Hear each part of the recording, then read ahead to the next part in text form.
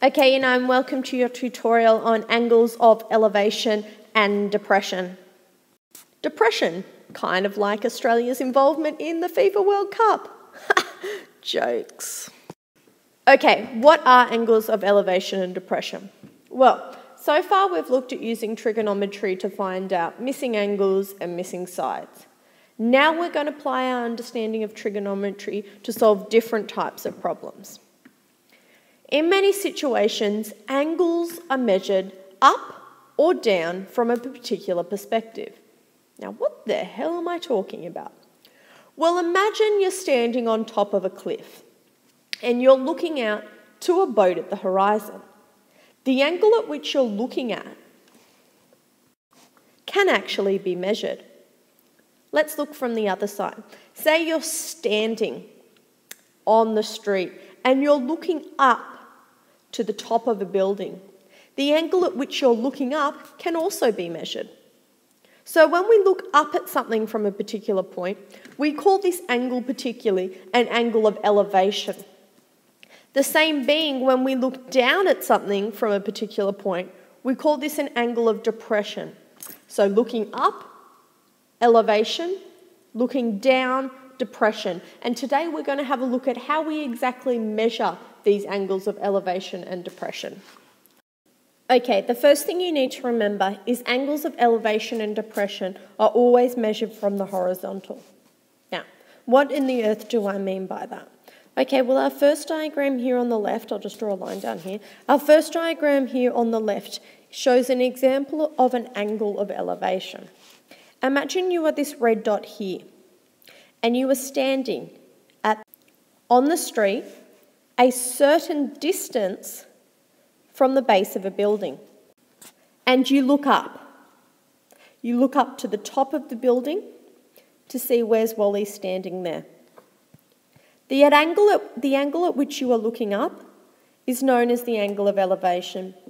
You guys have seen this angle a lot. We are now just giving it a name. Okay, that is an angle of elevation. An angle of depression is a little bit different. Whoops. This is our diagram here on the right.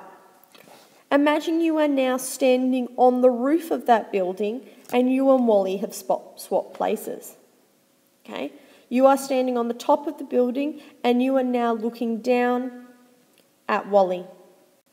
The angle you are looking down at is called the angle of depression. And that angle is situated just in here. Okay?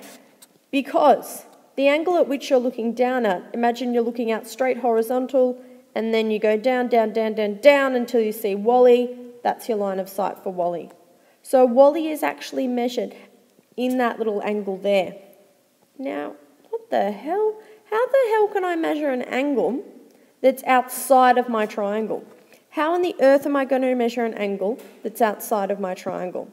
This is where this actually comes in handy a little bit, and we have to think all the way back to our Year 8 work. Okay?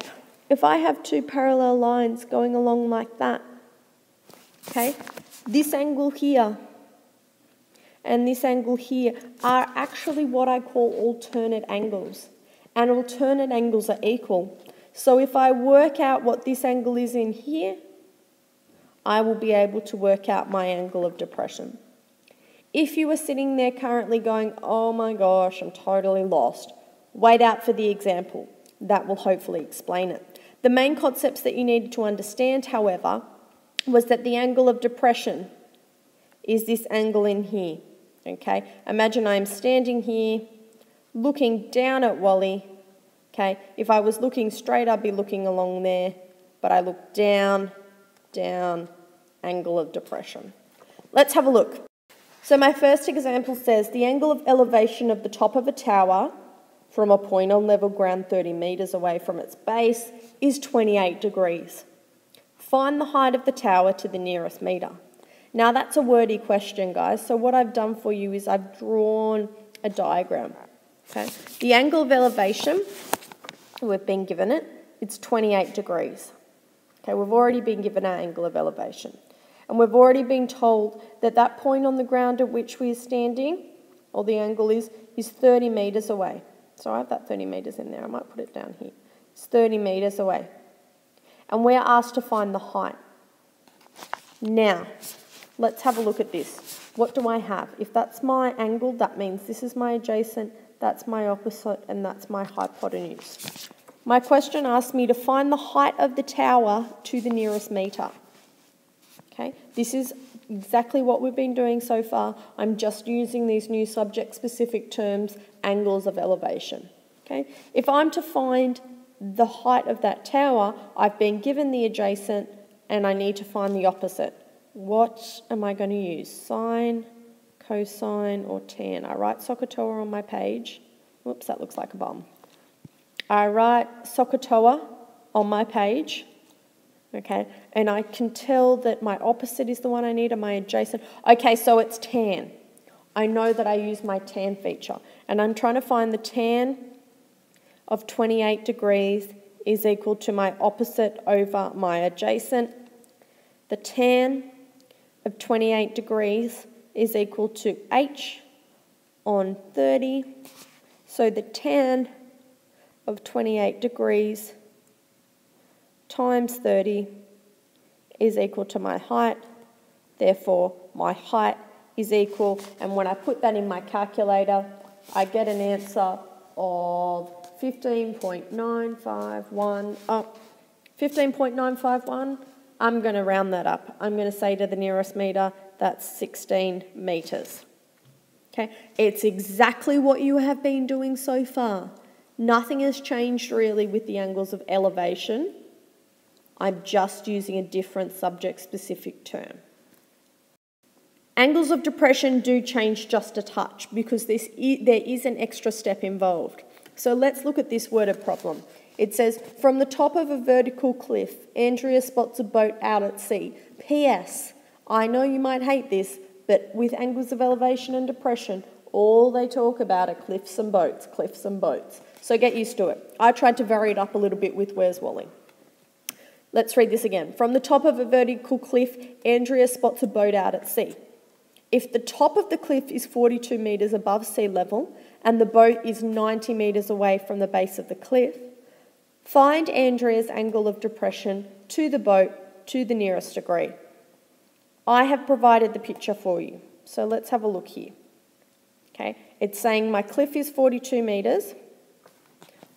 42 metres above sea level. Okay, so that gives me my cliff. It's saying the boat is 90 metres away from the base of the cliff, so that's 90 metres, and it asks you to find your angle of depression. Okay, a reminder, if Andrea is up here on the top of the cliff, looking down, this will be her angle of depression. A reminder that our angle of depression is outside our triangle, so we can't technically work it out. So we have to employ this idea of alternate angles being equal, work out this angle here in order to find my angle of depression. So let's begin. What do I have? Well, this is the angle that I'll first have to work out, which means that this one here is my adjacent, this one here is my opposite, and that one there is my hypotenuse. I have measurements for the adjacent and the opposite, and now I need to find the angle. Okay, I can do this, okay, because I have learned in the past how to use SOHCAHTOA in order to find angles. So I go SOHCAHTOA. Okay, now I'm trying to find the angle this time. Okay, which one am I after? I've got the opposite and the adjacent. Oh, okay, it's tan again. Okay, so this time I've been given both of my measurements and I need to find the degree. So tan theta is equal to my opposite over my adjacent. The tan of theta is equal to, what's my opposite, 42 on 90. Now, what I then do is go tan to the -1, 42 over 90 on my calculator will give me theta. And when I type that into my calculator, guys, I get an answer of 25.016. Okay, to the nearest degree, that's 25 degrees. Okay.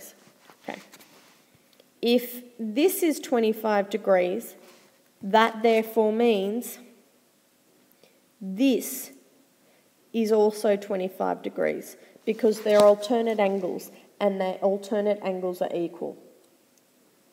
That's it, guys. That is angles of elevation and depression. It's not too tricky, it's pretty straightforward.